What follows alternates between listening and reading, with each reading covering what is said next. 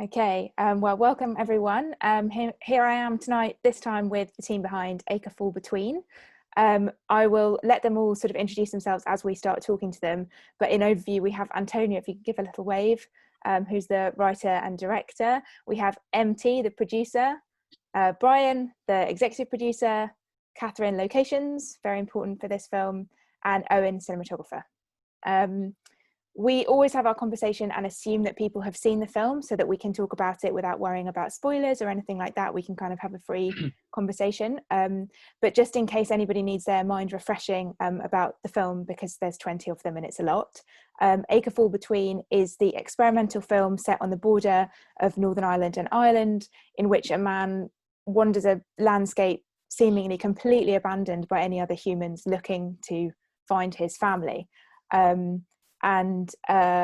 I mean, I think really we should just dive right in, and Antonia, you can tell us how this bizarre and now spookily accurate picture came to you. How it came to me. I mean, because I think when you wonderful people at Uncertain Kingdom, when you called me, I think it was in April 2019. And so everyone had been talking about Brexit, obviously. And in Northern Ireland, we were talking about the border, whether it's going to be a hard border, backstop, that was all very topical. And at the time, there was also a lot of talk in the news about climate change and the climate crisis.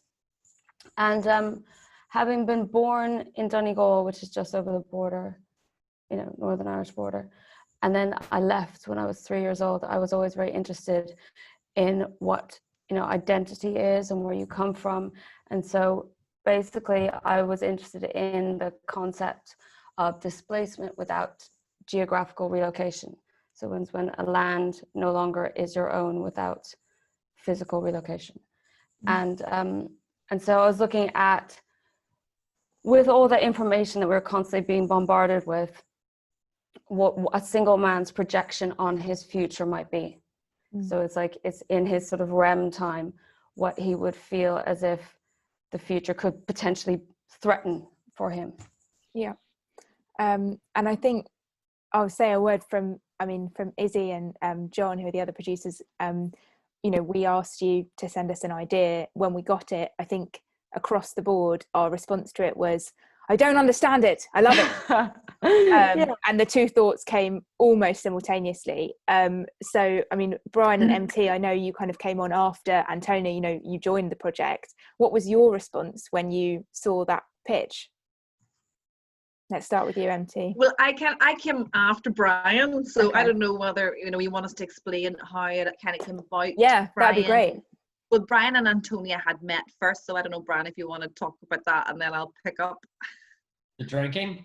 Well, I think I met Brian maybe 2 days after I got, we first spoke, Georgia, and because, it was just kind of this, what's the word? Kismet? No? Kismets, there you go. Myself and Brian both had films at Newport Beach Film Festival. So when I first heard from y'all, I was in Joshua Tree, really, and drove to Newport Beach. I met Brian. Brian can take over now. Thank you. Good setup. So we met at Newport, and I knew of Antonia previously, and we just kind of Irish people gathered together very quickly, and we were just started talking about hey, we should do something together, and she talked about the short, and I was like, because I'd heard of the Uncertain Kingdom, so I was like, wow, that's pretty high level short, and I was really interested in working with her. And then so what happened was we came back from Newport, kept talking, and then I kind of decided, because I was in sort of delivery mode on my second feature, and so I was just completely swamped, but I really wanted to be part of the short. And so I'd heard really good things about MT, and so kind of talked to Antonia and said, look, there's this producer I think you should talk to and head it up, and we'll do it through Out of Orbit, my company. And that was kind of it. So MT. So I was in a field quite like our star, and I got a call from Brian just like this time last year-ish, just early May. and I was really interested in getting, I'm a sort of line producer, day job wise, so I was really into getting back in creatively to the whole shorts process and the film process. So the call was really timely, and then Brian had asked me would I be interested in doing it because he was so busy, and I happened to be free at the time, so I was like, definitely, this sounds amazing. So then I think it was possibly like the next day or the day after when Antonia and I, sorry, I'm actually looking at the scores on my screen, which probably isn't what the people I'm talking about are actually. It's like, honestly, every night I'm like, over here, and it's meaningless to everyone because everyone sees them differently. Antonia, no. Yeah. Antonia and I talked on the phone really quickly, and a bit like yourself, I think Antonia's, won't mind me saying this, she works, her mind's quite artistic and quite abstract, you know, it's quite an abstract pitch.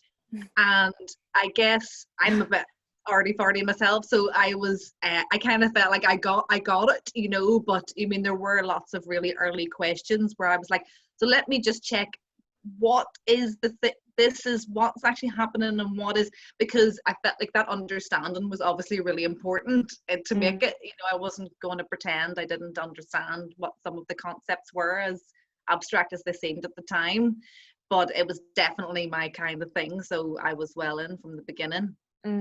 And how did you get to grips between the three of you with that creative conversation? Because I remember, I mean, as I said, reading the pitch, just being like, I have no idea what this is about. And Antonia has a really, I mean that in the best possible way, but Antonia has is an extraordinary writer, and reading her pitches is like reading poetry, and just a way of kind of crashing together words that's fascinating, and I have not seen it before. And I wondered that how the three of you were gathering around that document and saying, okay, but what is this meaning, and what are we keeping and what are we not keeping, and how are we going to explain this to our crew and all of that? How did that kind of conversation take place? Antonia, I'm going to pick on you. Okay. Well, no, I think that as well, one thing I was looking at Eoin there, and Eoin and I have been speaking, hello, we've been speaking for a while, I think, about maybe doing something at some point. And I've known Eoin a while, and I knew his work. And to be honest, I always knew that I wanted these landscape tableaus, because the land inherently was an integral part of the piece. And I have been writing something for quite a long time that I wanted to be sort of environmental sci-fi, you know, where it's kind of like a tangible sci-fi, so there's no aliens, but it's what I think you know, it is embedded in the soil, and I sort of wrote it for his photography, you know, and that is something I kind of do. So I think that's quite solid, and the themes that I was kind of punching forward, I feel maybe were quite solid, you know. So that didn't really answer your question, but maybe it's something. No, I mean, this is, to be honest with you, the Q&A I was most anxious about, because this film is exceptionally difficult to talk about. It's a film that is felt rather than understood, I think, which I do see as a compliment. But I mean, yeah, Eoin, let's go to you. How did you interpret that script into the vision that it is? It's funny because now it makes so much more sense, and like retrospectively considering what's going on now. Yeah. Oh yeah, that's what that film's about. It makes sense, and we're all experiencing that kind of thing right now. But at the time, it took kind of a lot of conversations, and I guess Antonia and I were looking at a lot of imagery, and you kept talking about how you wanted the environment and nature to reflect this political idea. And you weren't explicit about what the political idea was, but it was just this idea of someone that is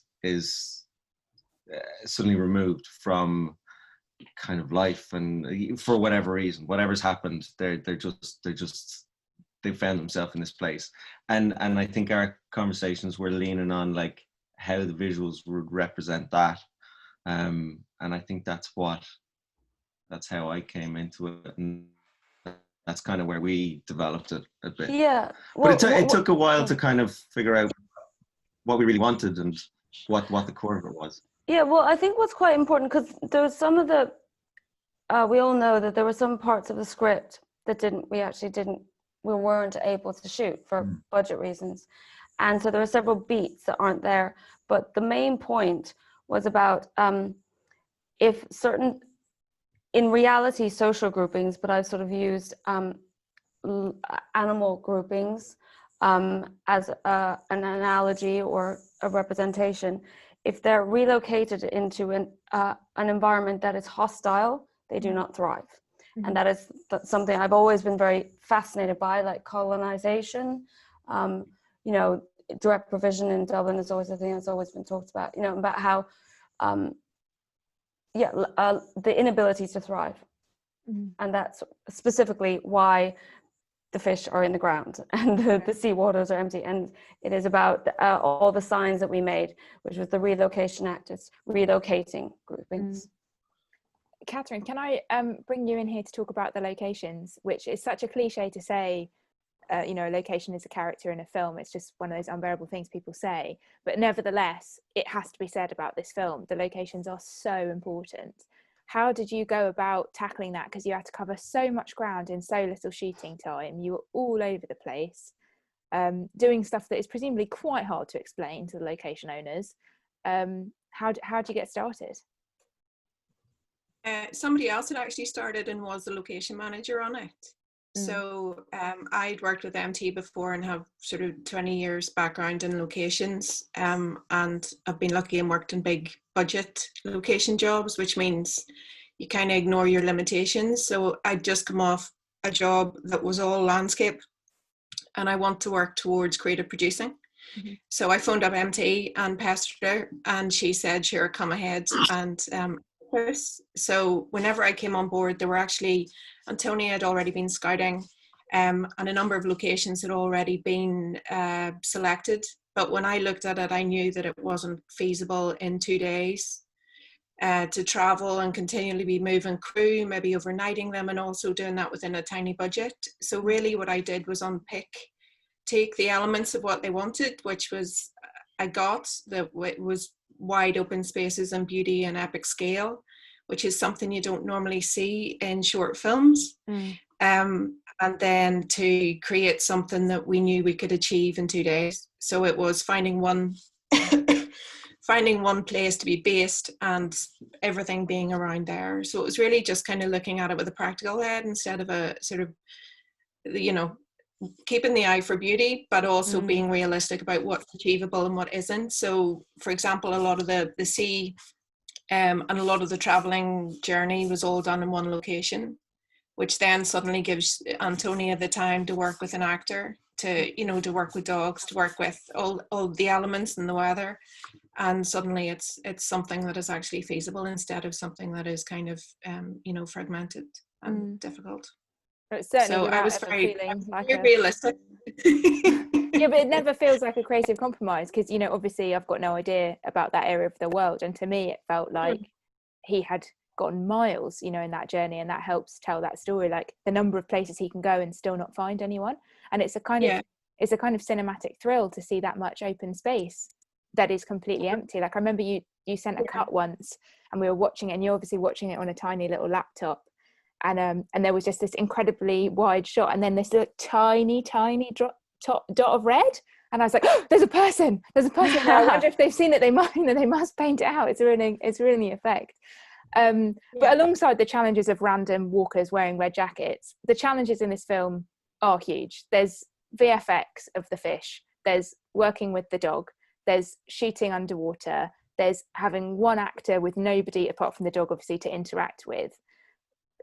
I mean, if you don't mind, as producers, can you talk about some of those challenges and how you're trying to knock them all off whilst also making a creative success of the film? Well, I can start. I'll start here only because, so when Antonia first pitched it to me, I was like, yeah, okay, hold on, MT, over to you. Yeah, nice move. So you're not wrong. It was probably one of the hardest things I ever worked on. You know, I mean, shorts are going to be hard because of the budget for a start. It felt like, why? you know, it was really ambitious. And I mean, we did have this scene, as Antonia said, we had this scene that I thought visually was going to be amazing. That was like all these dogs in a house with collars on with their names. And I mean, it killed me to lose that scene. But it got to the point where when Catherine came on board, Catherine and I worked together quite a lot. And I knew she'd be perfect for this, you know, because she came on as associate producer because of her creative head. But she had the locations background, and I knew she knew Northern Ireland better than any of us, you know, and knew those hidden gems, because we didn't want the landscapes to be necessarily recognizable. Like Starbog Road, I mean, I'd never heard of it. Like the road near the forest, which is one of the most beautiful landscapes, the color, yet it was kind of ordinary. Anyway, Catherine found that, but I think when we put it on paper, when Catherine joined on and we sat and we actually put it on paper, and we were like, we can't actually make this happen in a couple of days, and we can't do any more than a couple of days. We can't afford it. So yeah, the challenges were to cut some of the scenes we would have really loved to have tried to actually get in there and had more time for them, but unfortunately we had to cut our cloth. And you know, it just everything felt like it took so long. We were so close at times, and then one thing would change, one goalpost would change, or oh, I have to go here, and then it took us so long to actually find a dog that could be carried, that was, you know, family dog looking enough, but also could be carried. So like a lovely dainty little collie, which is what we found, Kim, who we found in the end, had a condition, didn't she? For Kim? Yes, epileptic. The So dog was epileptic, yeah. Did you encounter that during the shoot? Yeah, like the first day, right? Yeah. Gosh. Yeah. We didn't There's know. one you just don't see coming. I mean, how No, long I do you have know. to sit in space thinking about things that could go wrong on a shoot before you hit upon the dog has epilepsy? I mean, that's mad. Eoin, can you tell us a bit about the underwater photography, because it's so beautiful, and again, such a shock for a short. You just don't see that. Such an achievement. Yeah. Well, we had an amazing kind of underwater unit. A guy, Ollie Hegarty. And he does a lot of like underwater surf stuff out the west coast and all around the coast of Ireland. And he came on board and was used to working in water, underwater, and like we couldn't have done it without him. Like, not a hope. We explored the idea of getting housing for our camera and trying to shoot it ourselves, but it just was such a challenge. You need kind of experience and people that kind of know how to work underwater. And so he guided us through all that. He shot all that alongside us, and it was amazing to have him. It was. Well, for me, the dream shot, the one that I always wanted, was the red jacket shot that you mentioned, Georgia. Yeah, the big, huge, wide expanse with the man traveling, and I wanted that to be incredibly long take with him, you know, with him being just only visible.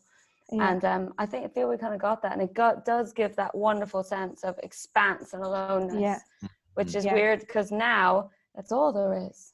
Yeah, exactly. I mean, this is the thing we should get into, which is how Antonia predicts the future, and refuses to admit how she did it. What do you feel like watching the film now, Antonia, that it has turned out so eerily? It would have been much easier to shoot now, is what I think first. But no, it is the first, maybe in mid-March, I thought it was very strange, because in mid-March I came to where I wrote the film to be, and there was just some things that were very unsettling, you know, like the signs that we had made and designed.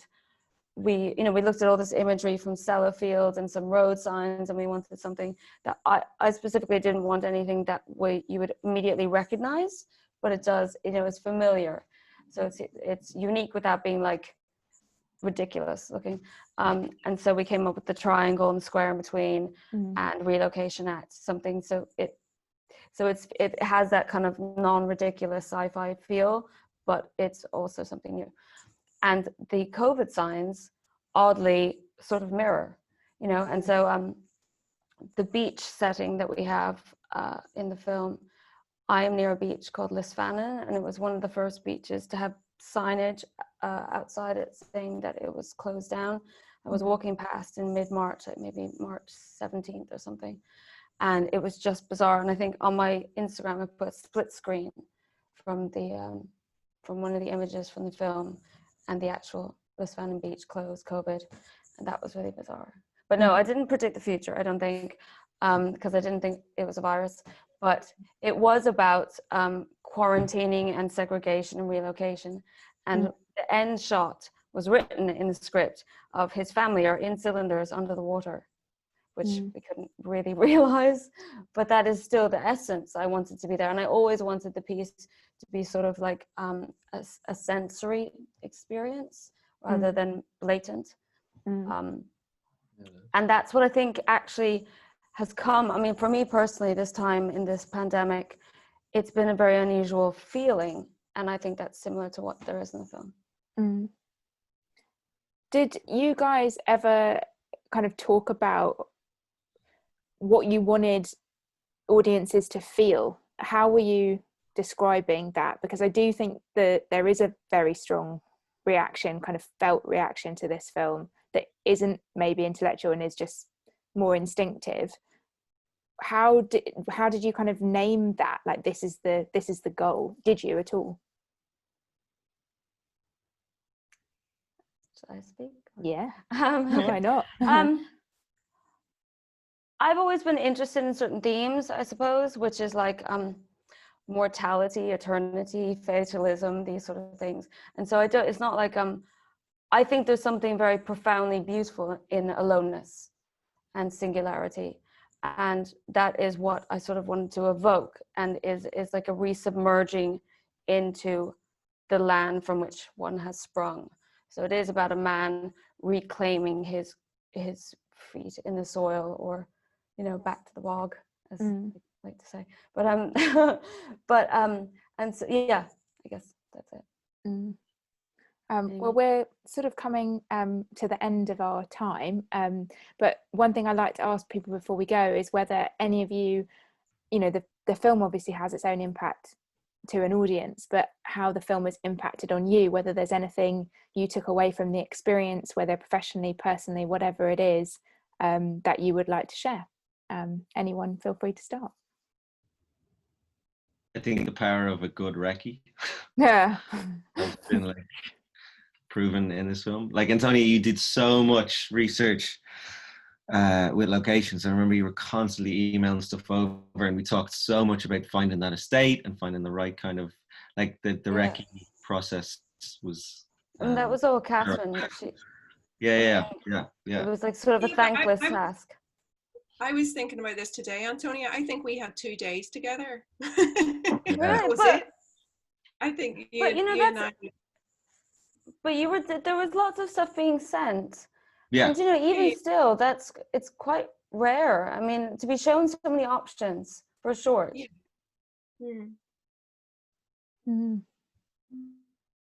Could have wrecked if I was on a week earlier. Yeah. And what about you, Catherine, in terms of your agenda to join the short, to get closer to creative producing and away from the kind of bigger money is no object stuff? How do you feel like it's fitted into that journey? I think it's interesting because obviously with very practical logistical experience, that's what was needed. And on this, they didn't need another creative. They needed the support that I have from my experience. So they needed, that's what was useful. So really I came on board to help, offering to help in whatever way was necessary. And really what was necessary was a kind of practical mind saying, okay, I know where this is. We can get this. We can do this for free. We can beg a favor here. We can make it work in the time frame and the money. So it was all really tapping into my logistical kind of practical knowledge rather than the creative. But it's a step in a direction, and it was great. It was great fun, and it was a great challenge, which I like. And I buried some fish, which is a new thing for me. I've never buried fish before, so that was a first. So you learn. It was a learning process. I can't think many people have buried fish. I'm not sure that's a thing that we do. I think everyone should. Everyone should. We should all add Yeah. that to our Very bucket list. very difficult to light. Yeah, Okay. you've got to bury them, but keep them clean. Yeah, like when you're squeegeeing fish. Anyway. So weird. And what about you, Antonia? I know you're now prepping your kind of COVID-friendly feature. Yeah. What lessons as a director at the beginning of your career, about to direct your first feature, have you taken from making Acre Fall Between? I always wanted this to be a sort of a testing ground for the landscape. So it really did help with that a lot. I think, yeah, it is like knowing locations, knowing exactly where and what I'm going to shoot. There was obvious challenges with this because the time is limited and budget is limited, but I really quite enjoy restrictions and, you know, having the challenge actually be, you know, having boundaries and containment.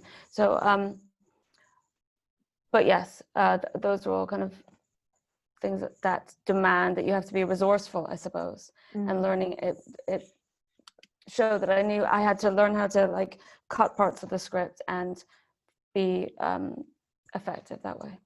Yeah, well, no doubt those challenges are going to come again, trying to shoot a feature in the pandemic. So I'm very glad that you've taken those away. They'll be called on.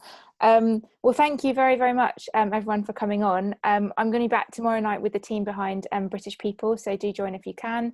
And this conversation will be on YouTube tomorrow for anyone who wanted to see it. You can share it with them, feel free. Thank you very much.